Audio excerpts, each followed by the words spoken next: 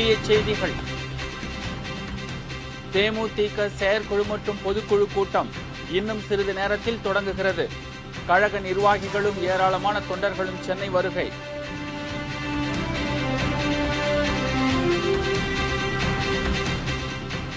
சங்கரன் கோயில் இடைத்தேர்தலில் தேமுதிக வேட்பாளராக கே. முத்துக்குமார் போட்டியிடுவார் என கேப்டன் விஜயகாந்த் அறிவிப்பு.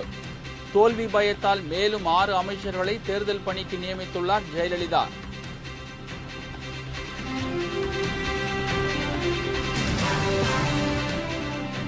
ஸ்பெக்ட்ரம் வழக்கின் அறிக்கையை தாக்கல் செய்யும்படி சிபிஐ மற்றும் வருமான வரித்துறைக்கு உத்தரவு. மத்திய ஊழல் தடுப்பு ஆணையம் நோட்டீஸ்.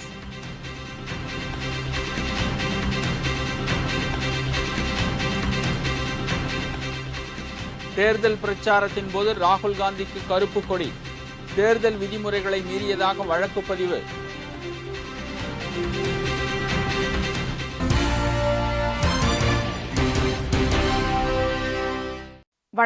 வணக்கம். விரிவான செய்திகள். தேமுதிகவின் தலைமை செயற்குழு கூட்டம் மற்றும் 7வது பொதுக்குழு கூட்டம் சென்னையில் இன்னும் சிறிது நேரத்தில் தொடங்க உள்ளது.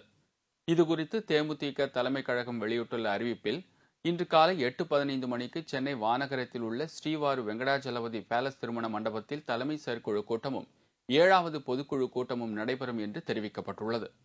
இந்த கூட்டத்தில் தலைமை கழக நிர்வாகிகள், தேமுதிக உயர்மட்ட குழு உறுப்பினர்கள், மாநில அணி நிர்வாகிகள், சட்டமன்ற உறுப்பினர்கள் மற்றும் தற்போது நடைபெற்ற தேமுதிக அமைப்பு தேர்தலில் தேர்வு செய்யப்பட்ட 58 மாவட்ட கழக செயலாளர்கள், 355 ஒன்றிய கழக செயலாளர்கள், 125 நகர கழக செயலாளர்கள், 529 பேரூராட்சி கழக செயலாளர்கள், 104 பகுதி கழக செயலாளர்கள் கலந்து கொள்ள உள்ளனர்.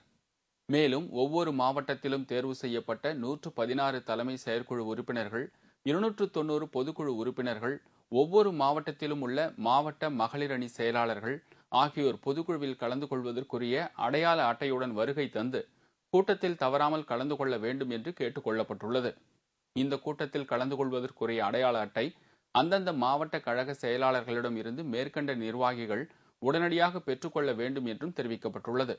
இந்த கூட்டத்தில் கலந்து கொள்ள வருகை தரும் அனைத்து மாவட்ட கழக செயலாளர்களும் தங்களுடைய மாவட்டத்திற்கு உட்பட்ட அனைத்து நிர்வாகிகளையும் ஒருங்கிணைத்து ஒன்றாக அழைத்துக் கொண்டு குறித்த நேரத்திற்கு முன்னதாக கூட்டத்திற்கு வருகை தந்து அவரவர்களுக்கு ஒதுக்கப்பட்டுள்ள இருக்கையில் மட்டுமே அமர வேண்டும் என்றும் குறிப்பிடப்பட்டுள்ளது. தேமுதிக தொண்டர் அணியினரின் வழிகாட்டுதலின்படி கூட்டத்திற்கே வருகை தரும் வாகனங்களை நிறுத்த வேண்டும். எந்தவித காரணம் கொண்டும் செயற்குழு மற்றும் 7வது பொதுக்குழு கூட்டத்திற்கு அடையாள அட்டை இல்லாமல் யாரும் அனுமதிக்கப்பட மாட்டார்கள் என்றும் தலைமை கழகம் அறிவித்துள்ளது. செல்போன், கேமரா போன்ற எந்தவிதமான மின்னணு சாதனங்களும் உள்ளே கொண்டுவர கண்டிப்பாக அனுமதி கிடையாது என்று தெரிவிக்கப்பட்டுள்ளது. புதிதாக தேர்வு பெற்ற நிர்வாகிகள் தேமுதிக நிறுவன தலைவர் கேப்டன் விஜயகாந்திற்கு சால்வை மற்றும் மாலை அணிவிக்கவும் பூங்கொத்து வழங்கவும் அனுமதி கேட்டிருந்தனர். ஆனால் சால்வையோ மாலையோ பூங்கொத்தோ யாரும் அளிக்க வேண்டாம் என்று கேப்டன் அன்பு கட்டளையிட்டிருக்கிறார். எனவே எந்தவித காரணம் கொண்டும் அதற்கு அனுமதி கிடையாது. இந்த அறிவிப்புகளை கூட்டத்தில் கலந்து கொள்ளும் அனைத்து நிர்வாகிகளும் பின்பற்றி தலைமை செயற்குழு மற்றும் 7வது பொதுக்குழு கூட்டம் சிறப்பாக நடைபெற முழு ஒத்துழைப்பு தருமாறு தலைமை கழக அறிவிப்பில் கேட்டுக் கொள்ளப்பட்டுள்ளது. சங்கரன் கோயில் இடைத்தேர்தலில் கே. முத்துக்குமார் தேமுதிக வேட்பாளராக போட்டியிடுவார் என்று கேப்டன் விஜயகாந்த் அறிவித்துள்ளார். சங்கரன் கோவில் தொகுதி இடைத்தேர்தல் அடுத்த மாதம் 18ஆம் தேதி நடைபெறவுள்ளது. இந்த தேர்தலில் திருநெல்வேலி மேற்கு மாவட்ட கழக துணை செயலாளர் கே. முத்துக்குமார் தேமுதிக வேட்பாளராக போட்டியிடுவார் என்று கழக நிறுவன தலைவர் கேப்டன் விஜயகாந்த் அறிவித்துள்ளார். சங்கரன் கோவில் பகுதியில் வசிக்கும் இவர் BE MBA பட்டப்படிப்பு படித்தவர். கடந்த 2006ஆம் ஆண்டு நடைபெற்ற சட்டமன்ற தேர்தலில் தேமுதிக சார்பில் சங்கரன் கோவில் தொகுதியில் போட்டியிட்டவராவார். கழக நிர்வாகிகளும் தொண்டர்களும் கழகத்தின் அனைத்து அணிகளைச் சேர்ந்தவர்களும் அயராது தேர்தல் பணியாற்றி கழக வேட்பாளர் முத்துக்குமாரை வெற்றி பெறச் செய்ய வேண்டும் என்று கேப்டன் விஜயகாந்த் கேட்டுக் கொண்டுள்ளார்.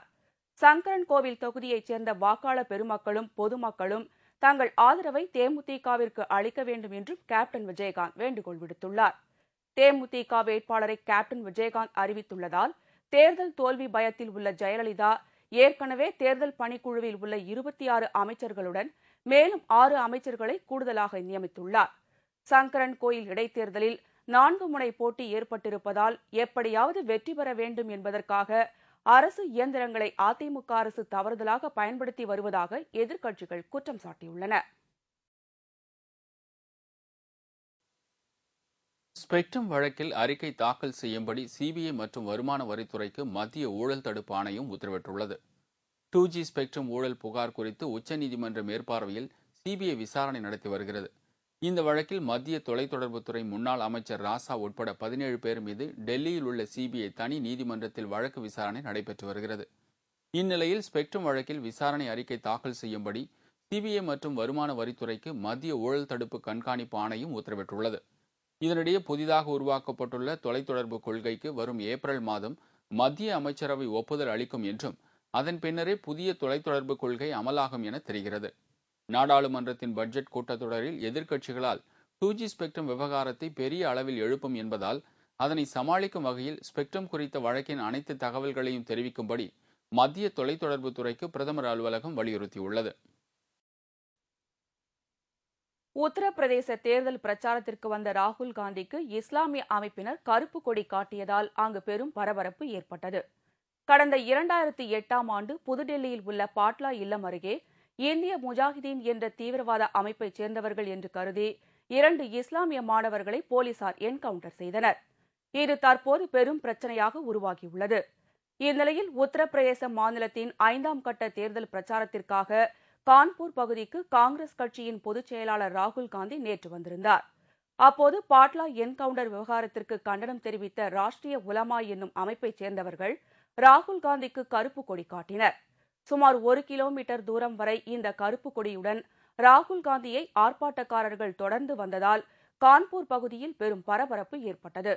போராட்டத்தில் ஈடுபட்டவர்கள் பாட்லா என்கவுண்டர் விவகாரத்தில் நடந்த உண்மையை விளக்க வேண்டும் என்று ராகுல் காந்தியை நோக்கி கோஷமிட்டனர். இதனிடையே கான்பூர் பகுதியில் மகா சிவராத்திரியை முன்னிட்டு நேற்று 12 மணி வரையே தேர்தல் பிரச்சாரத்திற்கு அனுமதி வழங்கப்பட்டிருந்தது. ஆனால் அதனையும் மீறி ராகுல் காந்தி பிரச்சாரம் மேற்கொண்டதால் தேர்தல் விதிமுறைகளை மீறியதாக கான்பூர் நகர போலீசார் முதல் தகவல் அறிக்கை பதிவு செய்துள்ளனர். अभी हम लोगों ने राहुल गांधी को 1 किलोमीटर तक दौड़ा करके काला झंडा दिखाया है और कहा है कि राहुल गांधी वापस जाओ, पहले 22 करोड़ मुसलमानों पर लगे आतंकवाद की धब्बे को न्यायिक जांच करा करके दूध का दूध और पानी का पानी कर दो, उसके बाद तुम मुस्लिम वोटरों को उठाने. ஆனால் தேர்தல் விதிமுறையை ராகுல் காந்தி மீறவில்லை என்று தெரிவித்துள்ள உத்தரப்பிரதேச மாநில காங்கிரஸ் தலைவர் ரீட்டா பகுகுணா ஜோஷி ராகுல் காந்தியின் பிரச்சாரத்தை தடுப்பதற்காக மாயாவதியின் அரசு முயற்சிகள் மேற்கொள்வதாக குற்றம் சாட்டினார். 2 साल से जब भी राहुल जी कहीं जा रहे हैं, प्रदेश सरकार द्वारा उस पर आपत्तियां रखी जा रही हैं और विरोध हो रहा है. स्वाभाविक है कि राहुल जी की लोकप्रियता से उत्तर प्रदेश की हमारी मुखिया और जो रूलिंग पार्टी है वो घबराई हुई है और जिस तरह से यहाँ के जिलाधिकारी ने और जिला प्रशासन ने गैर जिम्मेदाराना एक रवैया अख्तियार किया, ये मैं समझती हूँ बहुत ही आपत्तिजनक है, निंदनीय है. கிங்ஃபிஷர் விமான நிறுவனம் மூடப்படும் என்று வெளியான தகவல்களை அந்த நிறுவன தலைவர் விஜய் மல்லையா மறுத்துள்ளார். கிங்ஃபிஷர் விமான நிறுவனம் கடந்த சில ஆண்டுகளாக நஷ்டத்தில் இயங்கி வருவதால் அரசுக்கு வரி செலுத்த முடியாத நிலையும் விமானிகள் மற்றும் சிப்பந்திகளுக்கு சம்பளம் வழங்க இயலாத நிலையும் அந்த நிறுவனத்திற்கு ஏற்பட்டது. அதைத் தொடர்ந்து 34 விமானிகள் திடீரென்று தங்கள் பதவியை ராஜினாமா செய்ததால் 40க்கும் மேற்பட்ட விமானங்கள் ரத்து செய்யப்பட்டன. இதனால் விமான பயணிகள் பலரும் அவதிக்குள்ளாகியுள்ளனர். இதனிடையே நிதி நெருக்கடியில் சிக்கியுள்ள கிங்ஃபிஷர் விமான நிறுவனத்தை மீட்க அரசு எந்த விதத்திலும் கடன் உதவி செய்ய முடியாது என்று சமீபத்தில் அறிவித்தது. எனவே கிங்ஃபிஷர் விமான சேவை நிறுத்தப்பட்டு அதன் நிறுவனம் மூடப்படலாம் என்று தகவல்கள் பரவியது.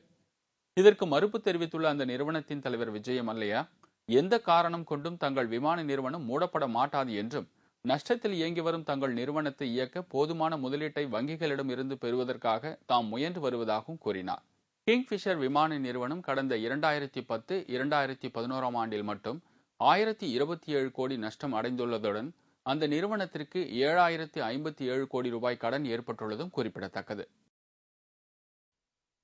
மும்பை உள்ளாட்சி தேர்தலில் தோல்வியடைந்தாலும் தாங்கள் கூட்டணி வலுவாக உள்ளதாக மத்திய விவசாயத்துறை அமைச்சரும் தேசியவாத காங்கிரஸ் கட்சி தலைவருமான சரத் பவார் தெரிவித்துள்ளார். கடந்த 17ஆம் தேதி மகாராஷ்டிரா மாநிலத்தின் மும்பை மாநகராட்சிக்கு தேர்தல் நடைபெற்றது.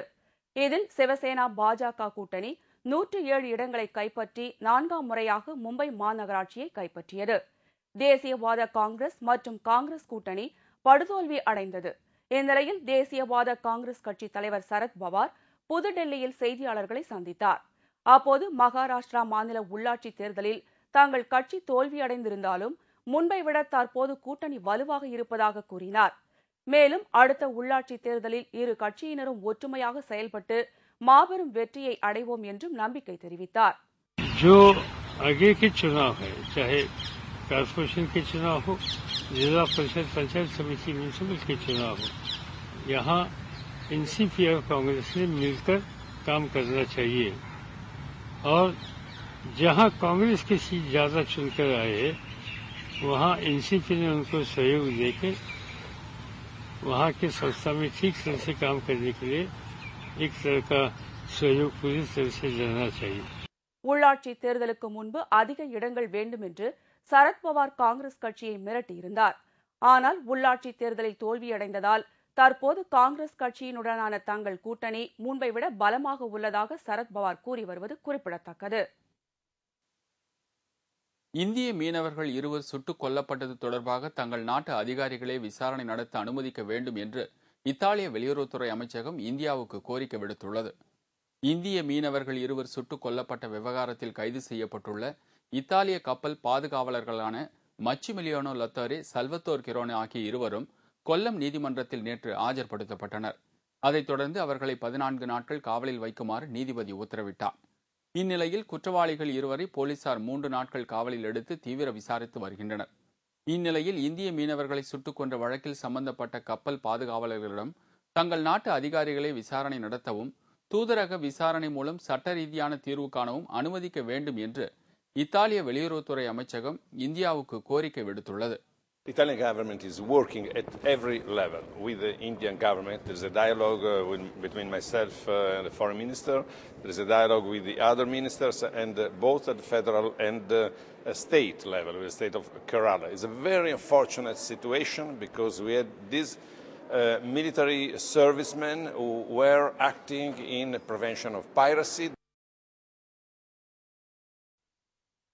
5 மாநில தேர்தலுக்கு பிறகு பெட்ரோல், டீசல் மற்றும் சமையல் எரிவாயு ஆகியவற்றின் விலை கடுமையாக உயர்கிறது. ஈரான் அணு ஆயுத பலத்தை பெருக்கி வருவதன் காரணமாக அந்த நாட்டிற்கும் அதனுடன் உதவி பெறும் நாடுகளுக்கும் உதவிகளை நிறுத்தப் போவதாக அமெரிக்கா அறிவித்துள்ளது. இந்த அறிவிப்பின் காரணமாக ஈரான் சர்வதேச சந்தைக்கு எண்ணெய் அனுப்புவதை நிறுத்தும் சூழ்நிலை உருவாகியுள்ளது. இதேபோல மேலும் பல நாடுகளிடமிருந்து சர்வதேச சந்தைக்கு எண்ணெய் வரத்து குறையும் என்பதால் சர்வதேச சந்தையில் கச்சா எண்ணெயின் விலை உயர்ந்துள்ளது. எனவே இந்திய எண்ணெய் நிறுவனங்கள் சர்வதேச சந்தை நிலவரத்திற்கு ஏற்றாற்போல் பெட்ரோல், டீசல் விலையை உயர்த்த திட்டமிட்டுள்ளது. தற்போது உத்தரப்பிரதேசம் உள்ளிட்ட 5 மாநிலங்களில் தேர்தல் நடந்து வருவதால் இந்த விலை உயர்வை தேர்தல் முடிந்த பின், அதாவது மார்ச் முதல் வாரத்திற்கு பின் நிர்ணயிக்க மத்திய அரசு இந்திய எண்ணெய் நிறுவனங்களை அறிவுறுத்தியுள்ளது. எனவே பெட்ரோல், டீசல் மற்றும் சமையல் எரிவாயுவின் விலை 5 மாநில தேர்தல் முடிந்ததும் உயர்கிறது. பெட்ரோல் விலையை லிட்டருக்கு 4 ரூபாயும், டீசல் விலையை லிட்டருக்கு 3 ரூபாயும், சமையல் எரிவாயுவின் விலையை சிலிண்டருக்கு 50 ரூபாயும் உயர்த்த திட்டமிடப்பட்டுள்ளது. இதற்கான அறிவிப்பு மார்ச் மாதம் முதல் வார இறுதியில் வெளியாகலாம் என்று கூறப்படுகிறது.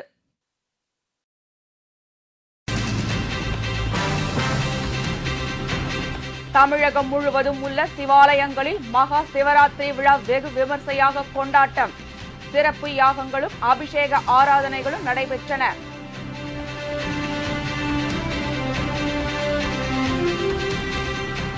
டெல்லியில் போலீசார் அதிரடி சோதனை. பாலியல் தொழிலில் ஈடுபட்ட 60க்கும் மேற்பட்ட பெண்கள் மீட்பு. மற்றும் பல செய்திகள் விளம்பர இடைவேளைக்கு பிறகு.